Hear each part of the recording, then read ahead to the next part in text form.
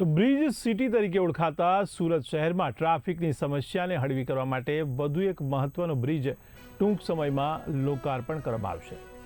તો કતારગામના ગજેરા સર્કલ પાસે ભારે ટ્રાફિકના ભારને ઘટાડવા માટે કતારગામ અમરોલી બ્રિજનો એક તરફનો ભાગ આગામી થોડા સમયમાં જાહેર જનતા માટે ખુલ્લો મૂકવામાં આવશે।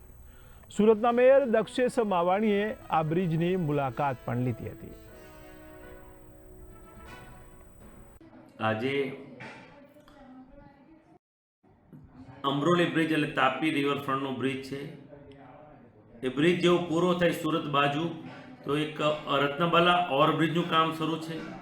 અત્યારે હાઈએસ્ટ સુરતનો જો કોઈ રિવર બ્રિજ પાસે ટ્રાફિક હોય તો અમરોલી બ્રિજનું છે, કારણ કે એક સાઈડ બધી ઇન્ડસ્ટ્રીઝ આવી છે, એક સાઈડ રેસિડેન્ટ આવ્યું છે, એટલે તમામ લોકો આ બ્રિજનો ઉપયોગ કરતા હોય છે।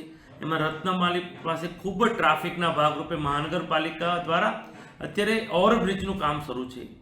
ઘણા સમયથી આ ઓવરબ્રિજનું કામ ધીમી ગતિએ શરૂ હતું, તેને કડક સૂચના આપી હતી અને અત્યારે જાન્યુઆરી મિડમાં એને ડેટ આપી હતી। તેના ભાગરૂપે આજે નિરીક્ષણ કર્યું।